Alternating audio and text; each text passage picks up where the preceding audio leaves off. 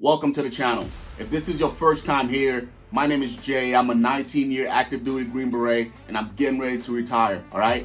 But I promised myself on my way out, I would find a way to share my wisdom as well as my knowledge with all the stuff that I've experienced over the past 20 years, all right? And what I came up with, guys, was the YouTube platform so I can get on here and share my lessons learned for over the past 20 plus years, all right? If you have any questions, you can reach me on the comments below, or you could join the Discord and join 100 plus dudes on there talking about how to get ready for selection, all right? Also, shout out to the dudes over at FNG Academy for defending the hat. I appreciate you guys, all right? With all that said, guys, let's get into today's topic, all right? On this channel, we've discussed selection, all right? I've also given you a variety of tips on how to get through selection, all right? We also talked about the qualification course. We went over small unit tactics, and in the last segment, I went over what MOS you should choose once you get past selection, all right? Guys, getting through the Q course is not hard. You just have to do everything that you were assessed to do, all right? Be a good team player, right?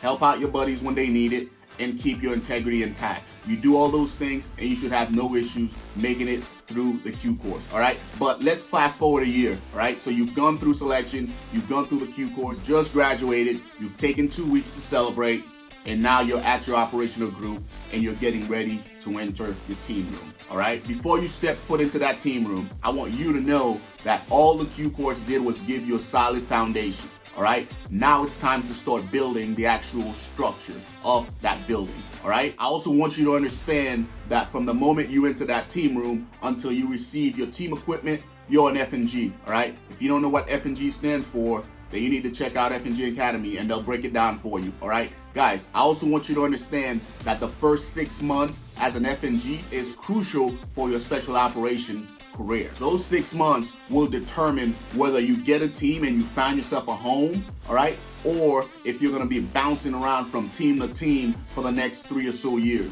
all right? With that said, guys, I'm going to talk about the first 6 months of an FNG's career from a team sergeant perspective. As a team sergeant, I personally love when I get a new guy to my team, all right? I personally love to coach, teach, and mentor and mold those new guys into what I want them to be. I'm what you guys call a combat Green Beret, all right? I've been running and gunning since 2003, all right? And what I want is to impose all my lessons learned, all my wisdom, all my combat experience into that new guy that's walking into my team, all right? I want to make sure that all the mistakes that I've made, that he doesn't repeat those mistakes and end up losing his life over them, all right? Now, that's what I want as a team sergeant. Now, the other seniors on the team, there's other things that they are looking to do to their brand new guy, all right? They're trying to break them down, all right, and build them back up into exactly what the team needs them to be, all right? Now, 2 things could happen during that time span, all right? That new guy could overcome and adapt, all right, and be what the team needs as far as personality, integrity, and work ethic, or he can break down and go against the grain and fight everyone on the team, all right? But I can guarantee you, if he does that, he's gonna find himself leaving that team room, going to the B team, and trying out for another team. Now, all the seniors, they all have their rituals. As a team sergeant, all right, I have my rituals also. The one thing that I will share on here that I used to have my new guys do was I would have all my new guys memorize all the birthdays of all the guys on the team. And when a teammate's birthday would come up, he would then have to get the entire team together, bake a cake, and then sing happy birthday to that particular dude, all right? That task right there accomplishes 2 separate things for me, all right? One, shows that that new guy is able to handle a simple task, all right? He has to memorize all the dates, all right? And he has to put together a small birthday party, all right?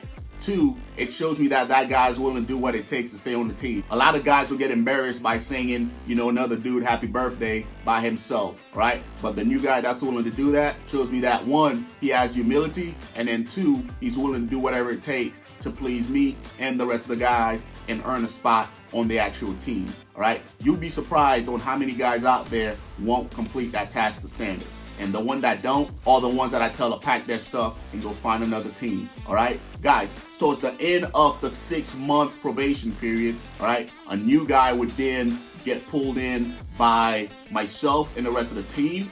And if he makes the cut, I would personally give that new guy, along with his senior, his team gear, all right? That team gear consists of a team shirt and a team hat, all right?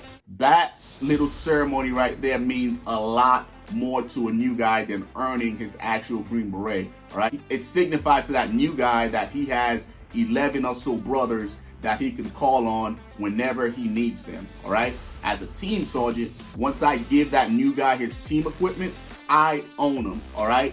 Everything that takes place inside the team room or outside the team room, I am responsible for, all right? Because when they see that new guy out and about, they don't see James White, right? They don't see Michael Jones, all right? They see 3112's logo. They see 3112's hat. So before I put that out there, I need to make sure that I am willing to trust that new guy with everything that the team represents, all right? And if I don't feel comfortable doing that, then guess what, guys?